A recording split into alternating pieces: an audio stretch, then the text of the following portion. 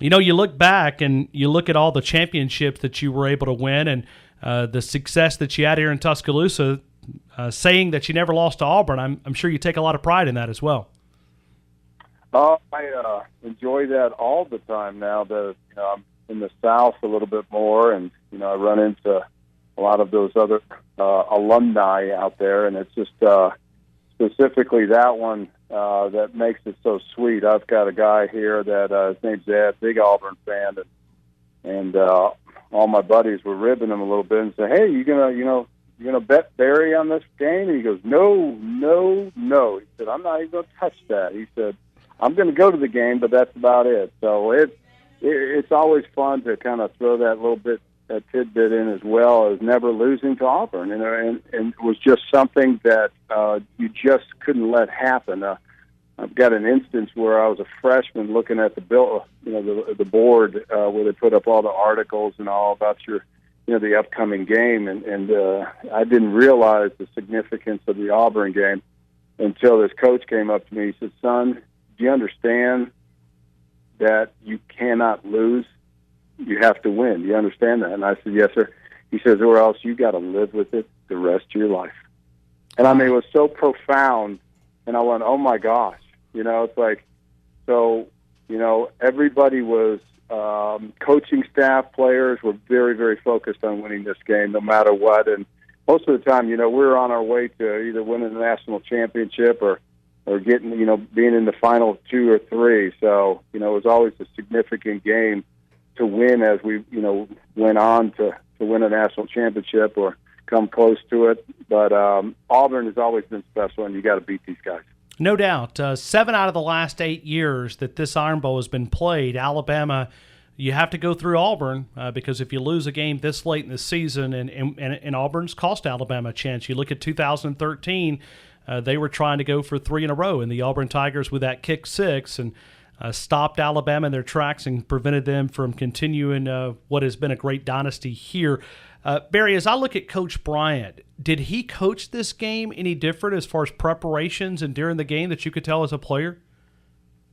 No, not so much, but it was just the attitude. Everybody, felt that sense of urgency, and Coach Bryant was, he's very serious, and everybody was basically on alert when he would walk into the room, but he just talked about, that this is a significant game, just like Coach Saban just said. This is the big game. This is this game this week we have to focus on, and so it's even more special. But no, it's just this week was a little bit tighter. There wasn't any joking around. It's a very serious atmosphere. Coach Bryant wanted everybody to be focused and understand the significance of this game and how bad we wanted to win this game and to beat Auburn. When you go back, is there a play, is there a memory, maybe it's a pregame speech, maybe it's a postgame speech, when you look back at this game, is there one that sticks out in your opinion that maybe you had a good game, just something that sticks out about this rivalry that you were part of here? Well, it's not so much any one play that stands out. I see Joe Cribbs all the time, who I really respect, and I played against him in the NFL as well. But I always, I kind of tease him a little bit. I said, "How the heck did we beat you guys?" I said, "You got, had James Brooks, who ended up playing for the Cincinnati Bengals. Joe Cribbs, you played for the Buffalo Bills, and then you had William Andrews, who was a blocking back, ended up going to the Atlanta Falcons." And I said, "You guys were all in the backfield at the same time. 3 superstar running backs, and we beat you."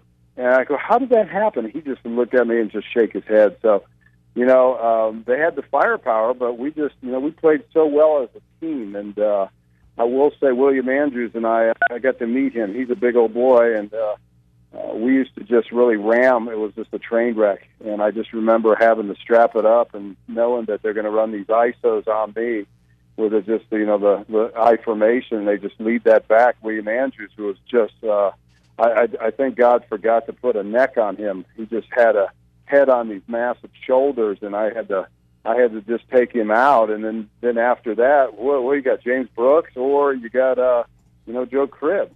So just just remember that they had really a great backfield, and we were able to shut them down. Can you help us understand it? And I hope this question doesn't sound prideful, but we do have a lot of pride in the University of Alabama with the championships. But you were here during an era that we didn't lose a lot of games. Obviously, we won a lot of championships, but we had a little bit of a gap of time where Alabama was really not up to the standard of what we expected, and now Nick Saban has been able to reel off the championships. He reached the 10-win milestone this past Saturday, and that was the 8th consecutive year. I mean, chew on that for a couple of minutes. 8th consecutive year that he's won 10 or more games. And you look at what's happening right now, being an alum of this program, do you walk around with a little bit more sense of pride of knowing where our program is currently in college football? It's the standard. It's the gold standard of football right now. Is that something that I hope I'm not saying something incorrect, but just looking at from your standpoint, being an alum of this program? Well, when I was coming out of Pompano Beach High School and being recruited by all these colleges, there was this one football team that it was synonymous with great football, and that was Alabama. When you say Alabama, you say football, and you say championships, and you say a lot of pride. And so, when I, like you said, we didn't lose very many games in the 70s, and I was fortunate to be a part of something that was so much greater than all of us. And, Coach Bryant helped bring us all together with this diversity and, help us focus on one goal, and that is to win and to walk like a champion, to be a champion, and never, I've never forgotten that. And so when we were going through that difficult time with, challenging coaches and so forth and not winning, I was fortunate to be on the sideline when Nick Saban came in with, and, to see what he, basically started with, the players that he started with that were just not the Alabama quality and character, and also just, really work ethic. And he cleaned house, and he brought in his players, obviously his coaching staff and his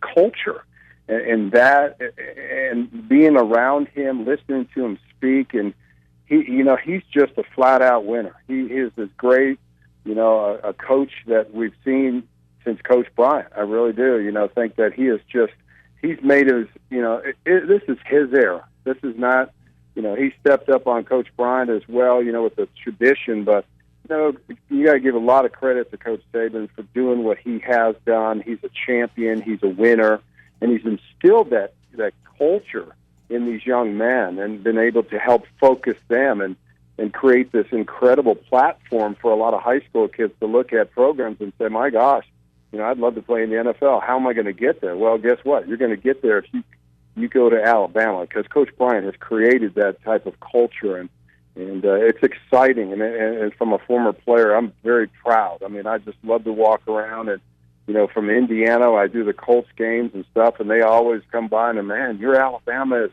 one heck of a football team, and Alabama's this, Alabama's that. And I just like the fact that, Coach Saban has brought this program back to where it needs to be, and that is in the conversation of national championships every year. And it's consistent, like you said, eight years of 10 wins or more. That's phenomenal. And I hope he continues it, because I just love every aspect of what he's doing, and I support him, and just love the fact that Alabama's back on that winning streak. We're talking to Barry Krauss right now inside the game here in Tuscaloosa, and we're talking, obviously, one of the legends of Alabama football. But, I go back to that 1978 team, and I was looking at the tackle leaders, and it's just hard to believe that you had Marty Lyons, Barry Krauss right there, 119, 112 tackles. Looking at the tackles for a loss, you guys stayed in the backfield there with that defense. I'm just sort of curious from your perspective. You look at what's happening right now from the defensive side of the football. Once again, a dominant defense. Just help us understand that from your perspective, analyzing this current defense. Well, our defense coordinator was Coach Ken Donahue, and Donahue always taught the D-line in a 3-4 defense, basically penetration. And, our D-line were in 4-point stances, which made it even more difficult to get off the ball. They were going to play run first and pass second. the philosophy has changed over the years. Kirby Smart, man, gets them in that 3-point stance, and it's about penetration. It's about getting upfield and really almost like a pass first, run second. Just get upfield, and when you have such a big front and dominant front of those front seven that Alabama have, and what they do is they reestablish the line of scrimmage on the other side, the offensive side of the ball. And that is awesome because as a linebacker like Ragland, man, he can flow freely and make the big hits. So your DB's coming up and making those big hits. But it is an attitude that Nick has brought to this football team, and Kirby Smart has done a phenomenal job of scheming. But these players still have to execute, and you can see that the strength and the power that this football team defensively has been able to put together over the year. Obviously losing to, that game against Ole Miss, it's almost like this football team has refocused and has gotten stronger. And, they showed such an effort toward LSU and shutting down that Heisman Trophy candidate. I mean, just nobody could get a chance, to make any kind of positive yardage. So, yeah, this defense is reminds me of ours. I mean, we get after it. I mean, we took pride on making the hits behind that line of scrimmage, and not only just hits, but vicious hits, and to strip that ball, to get that ball out of there and make some big plays. But, yeah, it's a proud moment for me, especially because I'm a defensive guy, and watching Alabama's defense get the accolade, get all the things that it deserves, with all the attention, because they're a phenomenal front seven. Barry, I know that you're part of that Colts organization, and you've been a part of locker rooms here at the University of Alabama. One of the things that I think makes this team so special, and Reggie Ragland was talking about that, and he sets the tone from a leadership standpoint, being from the state of Alabama, knowing what it is as far as that pride to put that crimson jersey on. But it seems like team chemistry is so unique because there is quality not just in first string but second string. There's a lot of guys that are going to play on Sunday afternoon in that second unit. For Nick Saban, it's very similar to what I was reading back in the 1978 statistics when you look at lines and you as far as 10-year career. E.J. Jr. was there looking at Don McNeil. I mean, there was a lot of superstars on that defense. When I look at what Nick Saban does, it's hard to keep backups satisfied because they want to play, especially the superstar status that they are, and most of these guys could be playing. But sometimes that's overlooked, the way that Coach Bryant was able to manage people to continue that team concept, and Coach Saban is doing it as well. It's not about one goal, it's about the team goal rather than individual goals. Yeah, and it's having all the players wanting to be a part of it. They're just chomping at the bits on the sideline trying to get in the game, and it's exciting, and you just never know when your number's going to get called. I mean, that's the way it was. I battled through my freshman year as basically a blocking dummy for the offense, and then the second year playing special teams throughout the year. And it was hard for me. I didn't play much on defense.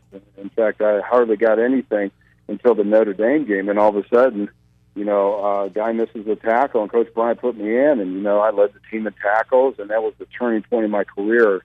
And I just know that, it was just a great team. And like you said, it was a team effort from a defensive standpoint. And all these young kids are just like, man, I want some of it too. I can't wait to get out there. And I think you relish it even more, when you finally have, you have to watch for a couple of years or a year or so before you can get in there because the talent level is so high. But it's exciting because, competition brings out the best in you, and it takes you to another level that you've never played at before. I mean, when I went to Alabama, I didn't realize the talent level when I walked in there, and all of a sudden it's like, my gosh, these guys are really, really good. And for me to be able to play, I've got to work harder than they do. I have to earn that right, and like you said, to earn the right to wear that Crimson Tide jersey, it's such an honor. And to be able to get out on that football field and represent the University of Alabama on the football side, it's just it's a great feeling. And so there's a lot of pride. And like you said, Coach does a nice job of keeping these guys focused on the team effort and being a part of that team, whatever that aspect, special teams, whatever, because your number's going to get called. It's just a matter of time. It's not if, it's when. And that's what he's got these guys all focused on.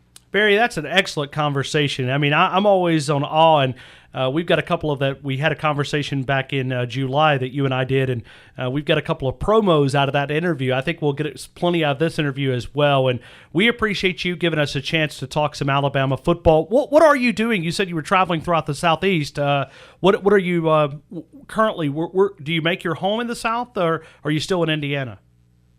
Well, I travel a lot. I still do the Colts radio, so I go back up to Indianapolis and do the Colts, and I have my children up there, my kids.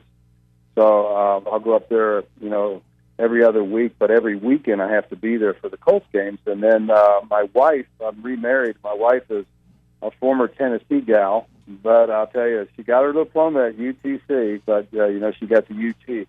And but both of her boys that are 26, Nick and Matt, both went to Alabama. So I was able to help her understand and really kind of get that demon out of her and say, hey, get focused on Alabama. And it's never been even better now because living here in Tennessee, Chattanooga, Tennessee, I get play with a couple Tennessee boys in golf yesterday, and they were just like they didn't have much to say. And, I said, I understand. I said, guys, Alabama's just good. And it's just like, oh, well, yeah, whatever. So, but I love being in the South, and it's the true roots of what Alabama is all about. And there's, it's not only the width, but also the depth of Alabama fans. And I'm just so proud to have been able to play for the university, play for Coach Bryant, play for Alabama. And I've never regretted the opportunity and never regretted that choice. Best choice I ever made in my life. So it's just great to be in the South and being a part of it again.